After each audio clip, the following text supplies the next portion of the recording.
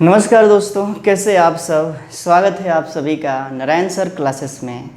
आज के वीडियो में हम बात करेंगे कक्षा 9 का विज्ञान विषय का अध्याय 1 के भाग 3 के बारे में। इससे पहले हमने भाग 2 तक बताया था, जिसमें बताया था पदार्थ के बारे में, पदार्थ है क्या।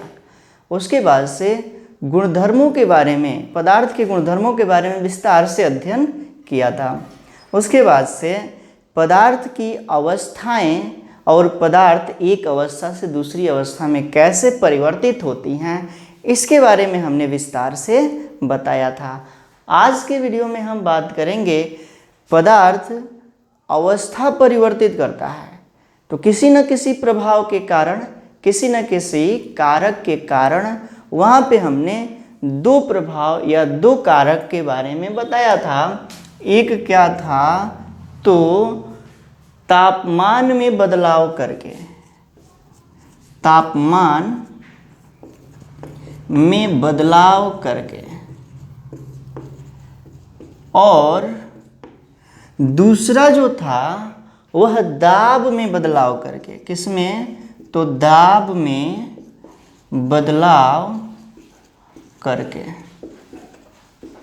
तो 2 तरह से हमने बताया था कि यदि ताप परिवर्तित कर दिया जाए तो कोई वस्तु एक अवस्था से दूसरी अवस्था में जा सकती है, यानी कि ठोस में है तो द्रव में जा सकती है, यदि द्रव अवस्था में है तो गैस अवस्था में जा सकती है।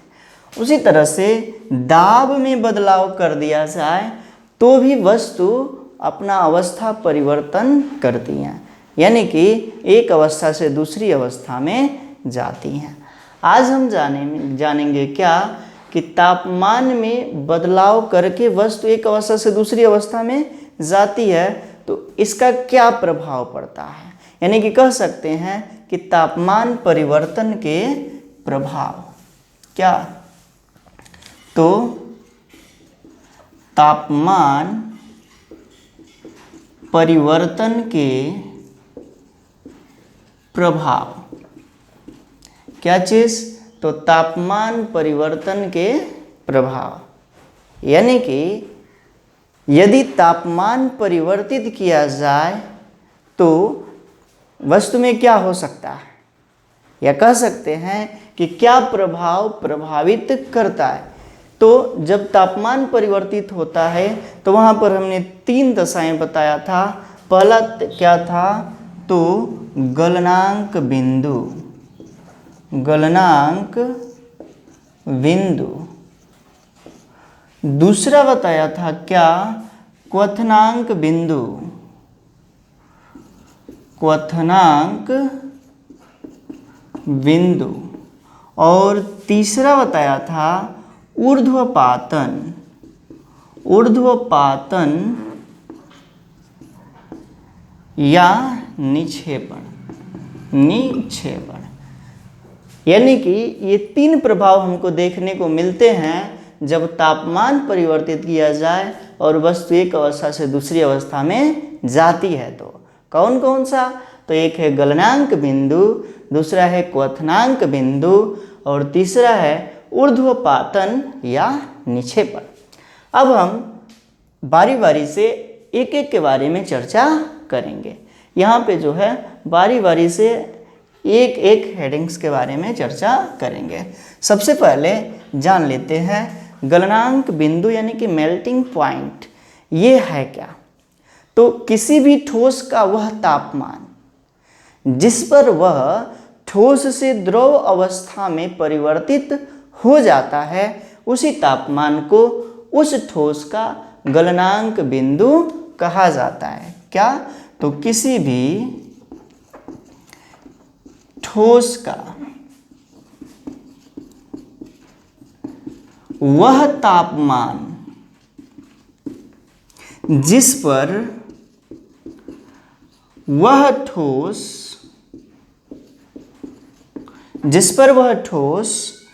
द्रव में परिवर्तित हो जाता है,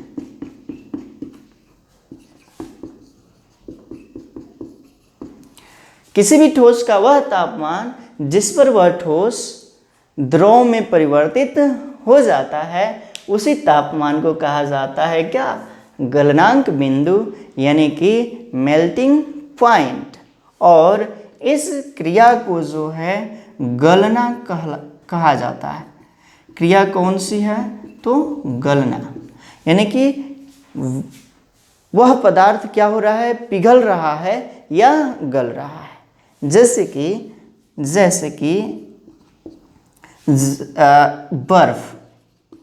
बर्फ का जो गलनांक होता है वह 0 डिग्री सेल्सियस होता है, यानी कि 0 डिग्री सेल्सियस ताप पर बर्फ पिघलने लगता है, तो कहेंगे बर्फ का गलनांक क्या है, तो 0 डिग्री सेल्सियस, यानी कि 0 डिग्री सेल्सियस। उसी तरह से लोहा का तापमान जो लोहा का गलनांक कितना होता है, तो 1534 डिग्री सेल्सियस।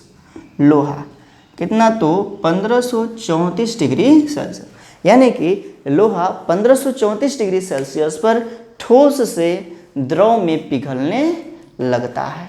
तो कह सकते हैं कि वह निश्चित ताप, वह ताप जिस पर कोई ठोस अपनी ठोस अवस्था से द्रव अवस्था में परिवर्तित हो जाता है, वही ताप उस ठोस का गलनांक बिंदु कहलाता है।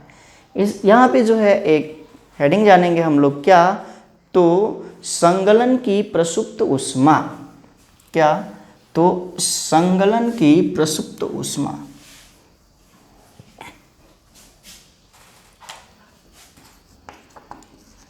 संगलन की प्रसुप्त ऊष्मा ये है क्या, संगलन की प्रसुप्त ऊष्मा है क्या। तो यहाँ पे हम एक क्रियाकलाप करेंगे, एक बीकर लेते हैं, क्या, तो एक बीकर लेते हैं, उसको तार की जाली पर रख कर स्टैंड द्वारा कस लेते हैं। तार की जाली पर रख कर स्टैंड द्वारा कस लेते हैं। उसके बाद से नीचे से हम बर्नर लगा देते हैं। क्या चीज़, तो बर्नर। इसकी सहायता से इसे क्या करेंगे, गर्म करेंगे। बर्नर की सहायता से बीकर को गर्म करेंगे। उसके बाद से बीकर में बर्फ ले लेते हैं। उसके बाद से कांच की छड़ लगा लेते हैं। क्या है ये, तो कांच की छड़ है। उसके बाद से स्टैंड द्वारा थर्मामीटर, जो कि तापमान को बताएगा, थर्मामीटर को कस लेते हैं। स्टैंड द्वारा थर्मामीटर को जो है क्या कर लेते हैं, तो कस लेते हैं। यहाँ पे हमने क्या किया, एक बीकर लिया, उसको तार की जाली पर रख करके स्टैंड पर कस लिया। उसके बाद से उसमें जो है बर्फ रख दिया। उसके बाद से थर्मामीटर लगा दिया, जो कि तापमान बताएगा। क्या है ये, थर्मामीटर है। अब क्या करेंगे कि बर्नर की सहायता से इसे गर्म करेंगे।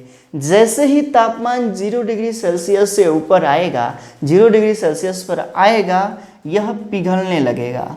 ये जो बर्फ है क्या होगा, पिघलने लगेगा। इसका मतलब यह है कि 0 डिग्री सेल्सियस तापमान क्या है, इस बर्फ का गलनांक बिंदु है। इस बर्फ का गलनांक बिंदु है।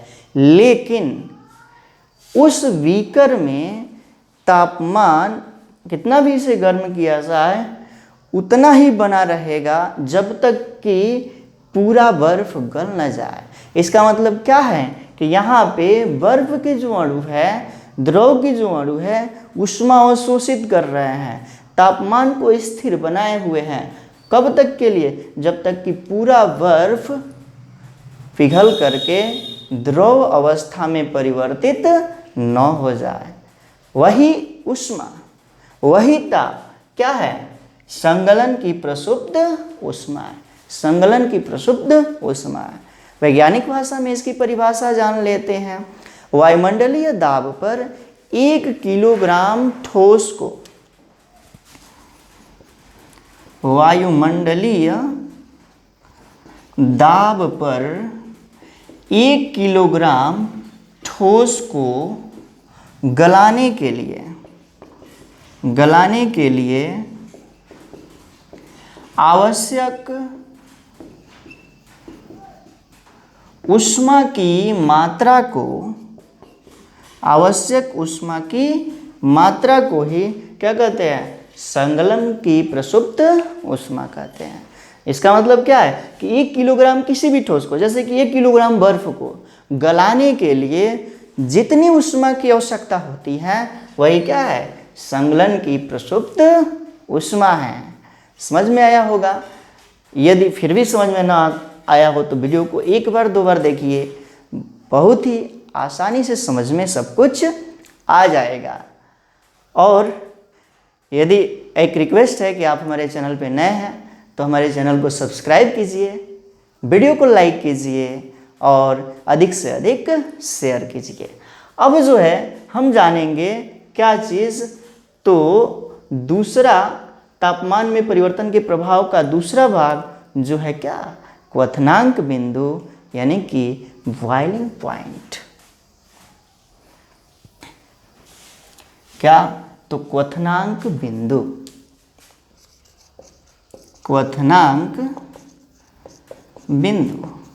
यानी कि बॉइलिंग पॉइंट दूसरा है इसका क्या? तापमान परिवर्तन के प्रभाव का। ये है क्या? तो वह ताप जिस पर कोई द्रव अवस्था से गैस अवस्था में परिवर्तित हो जाता है उसे ही कहते हैं क्या? क्वथनांक बिंदु। यानी कि लिख सकते हैं यहाँ पे, जिस ताप पर कोई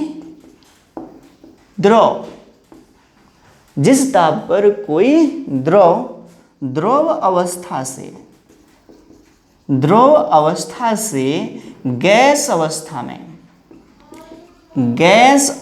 में परिवर्तित हो जाता है, उसी ताप को उस द्रव का क्वथनांक बिंदु कहा जाता है। और यह क्रिया जो है क्या कहलाती है? तो वाष्पीकरण। क्या? वाष्पीकरण की। यानी कि कह सकते हैं कि जिस निश्चित ताप पर कोई द्रव अवस्था से गैस अवस्था में परिवर्तित हो जाता है उसी ताप को उस द्रव का क्वथनांक बिंदु कहा जाता है। जैसे उदाहरण में लेते हैं जल का क्वथनांक बिंदु होता है 100 डिग्री सेल्सियस। यानी कि 100 डिग्री सेल्सियस तापमान पर जो जल है वह वाष्प में परिवर्तित होने लगता है। यानी कि उस जल का क्वथनांक बिंदु कितना है? 100 डिग्री सेल्सियस। यानी कि 100 डिग्री सेल्सियस ताप पर उसका वाष्पीकरण हो जाता है, यानी कि वह वाष्प में परिवर्तित हो जाता है। अब जो है हम जानेंगे क्या चीज़, तो ये हो गया क्या चीज़? क्वथनांक बिंदु। इसके बारे में हम जान लिए। अब जो है अगला हेडिंग आएगा,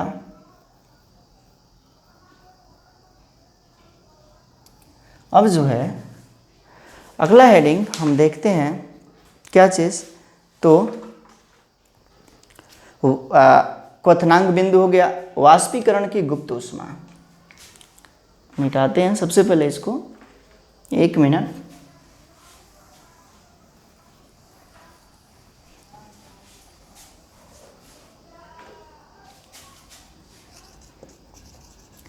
वाष्पीकरण की गुप्त ऊष्मा,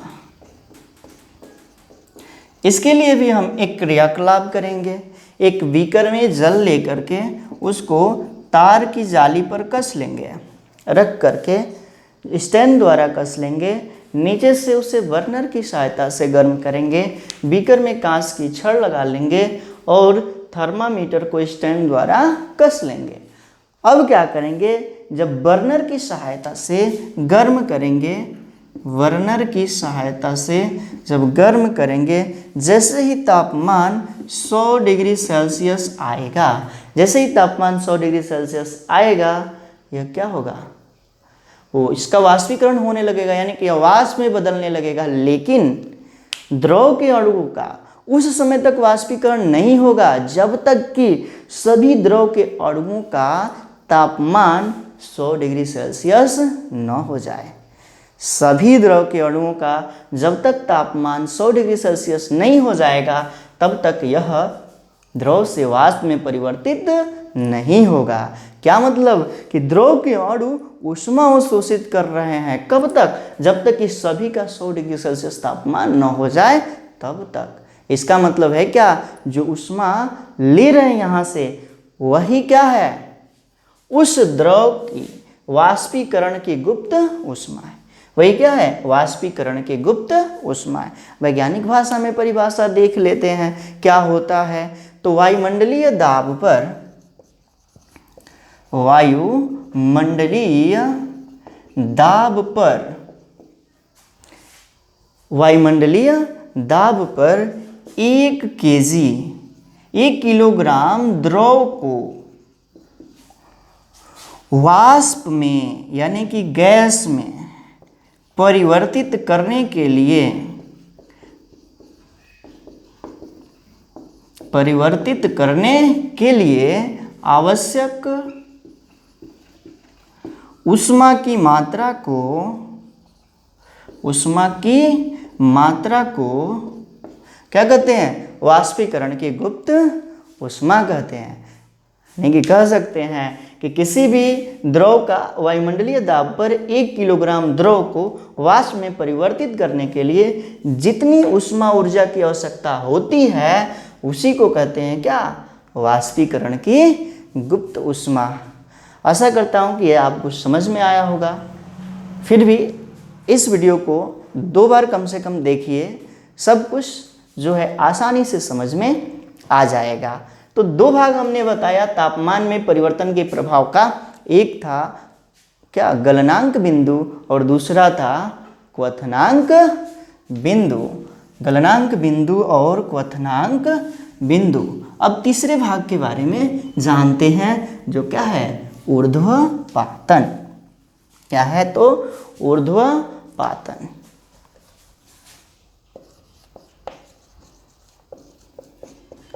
ये है क्या, ऊर्ध्वपातन है क्या, तो जब पदार्थ द्रव अवस्था में परिवर्तित हुए बिना ठोस से डायरेक्ट गैस में परिवर्तित हो जाता है। द्रव अवस्था में बिना परिवर्तित हुए कोई ठोस डायरेक्ट गैस अवस्था में परिवर्तित हो जाता है, तो यह क्रिया ऊर्ध्वपातन की होती है। लिख सकते हैं, पदार्थ द्रव अवस्था में परिवर्तित हुए बिना, परिवर्तित हुए बिना ठोस से सीधे द्रव में, ठोस से सीधे गैस में परिवर्तित हो जाता है, परिवर्तित हो जाता है। इसी क्रिया को क्या कहते हैं, ऊर्ध्वपातन कहते हैं। फिर जान लेते हैं निक्षेपण के बारे में। किसके बारे में, तो निक्षेपण। ऊर्ध्वपातन हो गया, तो निक्षेपण जो है ऊर्ध्वपातन का उल्टा है। क्या है, तो वह क्रिया जिसमें कोई गैस द्रव अवस्था में बिना परिवर्तित हुए, कोई गैस द्रव अवस्था में बिना परिवर्तित हुए गैस से ठोस में परिवर्तित हो जाती हैं, तो वह क्रिया निक्षेपण की होती है। यानी कि कह सकते हैं कि वह क्रिया जिसमें कोई गैस सीधे ठोस में परिवर्तित हो जाती है, परिवर्तित हो जाती है, वह क्रिया जो है क्या कहलाती है? निक्षेपण की। यानी कि गैस से सीधे ठोस में जाएगी, द्रव में बिना परिवर्तित हुए, द्रव में बिना परिवर्तित हुए, वह क्रिया जो है किसकी होती है? निक्षेपण की होती है। यहाँ पे जो है हम उदाहरण जान लेते हैं, जैसे कि क्या है, तो अमोनियम क्लोराइड है, कपूर है, नेप्थलीन की गोलियां हैं। अमोनियम क्लोराइड, कपूर, नेप्थलीन की गोलियां। नेप्थलीन की गोलियां का उपयोग क्या है?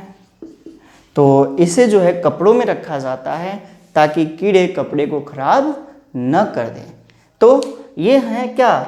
डायरेक्ट ये यदि ठोस अवस्था में रहेंगे तो द्रव में बिना परिवर्तित हुए गैस में चले जाएंगे, यदि गैस में रहेंगे तो द्रव में बिना परिवर्तित हुए ठोस में आ जाएंगे। इसका मतलब है क्या? इनका होगा ऊर्ध्वपातन और निक्षेपण।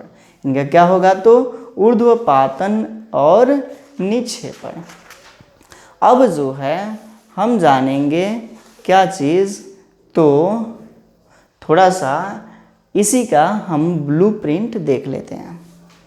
जो हम यहाँ पे पूरा बताए हैं प्रवस्था परिवर्तन का, उसी का जो है ब्लूप्रिंट देख लेते हैं क्या होता है। तो यहाँ पे क्या है, तो सबसे पहले यहाँ पे द्रव लिखते हैं, क्या?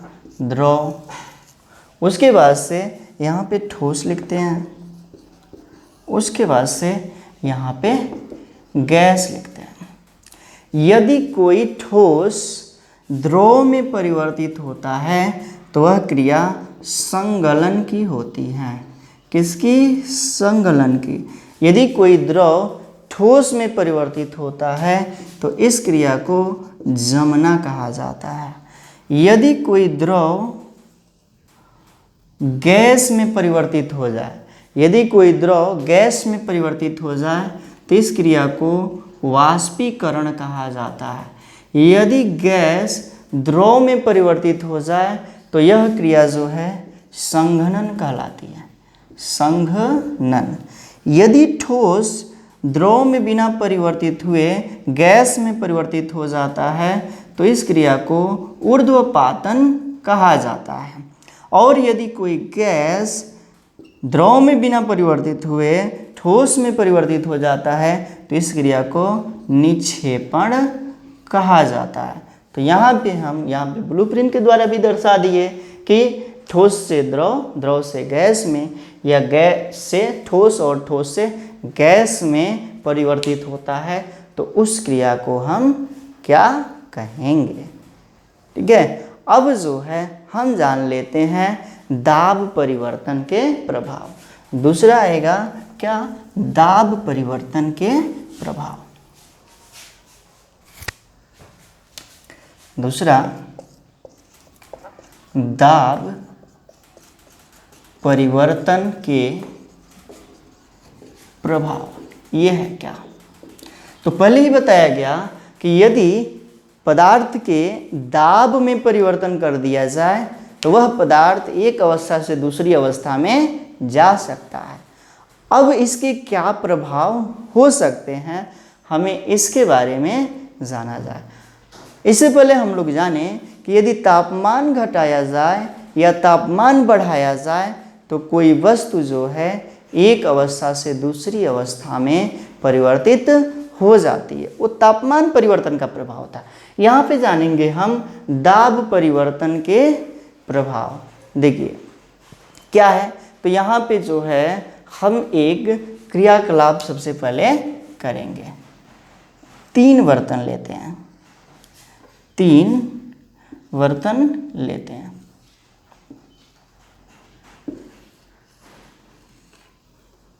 तीन बर्तन लेते हैं, इसको जो है ऊपर से पिस्टन लगा देंगे, क्या पिस्टन। ठीक, ऊपर से जो है इसमें पिस्टन लगा देंगे, ऊपर से दबाएंगे तो यह जो है नीचे की ओर आएगा। तीनों में गैस भर लेते हैं, या एक पहले क्रियाकलाप में इसमें क्या है तो गैस भर लेते हैं, क्या गैस। अब क्या करेंगे, पिस्टन से ऊपर से दाब आरोपित करेंगे, क्या दाब लगाएंगे, प्रेशर लगाएंगे, तो क्या होगा, ये पिस्टन नीचे की ओर आएगा, ये पिस्टन जो है नीचे की ओर आएगा। तो क्या होगा, ये द्रव के अणु इतने फैले हुए थे, गैस के अणु इतने फैले हुए थे, अब क्या होंगे, एकदम पास पास होने लगेंगे। ठीक, क्या होगा, तो ये अणु और नज़दीक आ जाएंगे, तो गैस के अणु दूर होते हैं, अब नज़दीक आएंगे तो क्या होगा, वो एक अवस्था से दूसरी अवस्था में परिवर्तित होंगे। यानी कि यदि यह गैस अवस्था में है तो द्रव अवस्था में परिवर्तित होंगे। और दाब आरोपित कर लें, और दाब आरोपित कर लें तो क्या होगा, ये जो पिस्टन पे और दाब आरोपित करेंगे तो ये अणु और नज़दीक आ जाएंगे, और इसका मतलब ये है कि वह वस्तु द्रव से किसमें जा सकती है, ठोस में परिवर्तित हो सकती है। तो क्या हुआ, यहाँ पे दाब जितना बढ़ाया गया, वस्तु एक अवस्था से दूसरी अवस्था में परिवर्तित हो रही हैं, और दाब बढ़ाने पर गैस के अणुओं का सिकुड़ना या जुड़ना ये क्या कहलाता है, संपीड़न कहलाता है। यानी कि ये जो होते हैं एक दूसरे से इनके अणुओं की दूरी कम हो जाती है, जिस कारण क्या होता है कि वह वस्तु गैस से द्रव या ठोस में परिवर्तित हो जाता है। यानी कि दाब के कारण, दाब परिवर्तन के कारण वस्तु के अवस्था में परिवर्तन हो जाता है। इसी को कहते हैं क्या, दाब परिवर्तन के प्रभाव। जैसे कि एलपीजी गैस है, एलपीजी गैस है, इसका पूरा नाम क्या है, एलपीजी गैस का पूरा नाम क्या होगा, एलपीजी का liquid petroleum gas, liquid petroleum gas. इन गैसों को जो है सिलेंडरों में भरा जाता है, इनका उपयोग रसोई घरों में ईंधन के रूप में किया जाता है। तो सिलेंडरों में इन गैसों को भरा जाता है तो वहाँ पे दाब ज़्यादा आरोपित किया जाता है, जिस कारण ये गैसें द्रव अवस्था में आ जाती हैं और उन सिलेंडरों में आसानी से ज़्यादा गैस के अणु संपीड़ित हो जाते हैं। जैसे ही इसको कहीं से भी जगह मिलता है, ये बाहर निकलता है तो गैस के रूप में बाहर निकलता है, यानी कि दाब कम होगा और इसके अणु फिर से मुक्त हो जाएंगे। तो क्या मतलब हुआ, यहाँ पे जो गैस सिलेंडर होते हैं उसमें गैस को द्रव अवस्था में भरा जाता है, क्यों, दाब को बढ़ा करके। यानी कि जब दाब परिवर्तित किया जाता है, दाब बढ़ाया जाता है तो कोई गैस से द्रव अवस्था में परिवर्तित हो जाती है। एक यहाँ पे उदाहरण लेते हैं, और ठोस कार्बन डाइऑक्साइड, ठोस कार्बन डाइऑक्साइड, ठोस कार्बन डाइऑक्साइड को शुष्क बर्फ कहा जाता है, शुष्क बर्फ कहा जाता है। जब इस गैस पर, कार्बन डाइऑक्साइड गैस पर दाब आरोपित किया जाता है तो यह द्रव में बिना परिवर्तित हुए ठोस में परिवर्तित हो जाता है। द्रव में बिना परिवर्तित हुए किसमें, ठोस में परिवर्तित हो जाता है, और इसी के ठोस को बोला जाता है, ठोस अवस्था को ठोस कार्बन डाइऑक्साइड यानी कि शुष्क बर्फ। तो यहाँ पे हमने तापमान परिवर्तन का प्रभाव जाना और दाब परिवर्तन का प्रभाव जाना। अगले वीडियो में हम वाष्पीकरण के बारे में जानेंगे, और अगला वीडियो जो है इस अध्याय का लास्ट वीडियो होगा। तो यहाँ पर हम आज की वीडियो में इतना ही रहने देते हैं। फिर से हम कह रहे हैं कि आपको ये जो है कक्षा 9 का बायोलॉजी और केमिस्ट्री यानी कि जीव विज्ञान और रसायन विज्ञान पूरा संपूर्ण अध्ययन करना है, तो आप हमारे चैनल को सब्सक्राइब कीजिए और बेल आइकन को भी प्रेस कीजिए। धन्यवाद।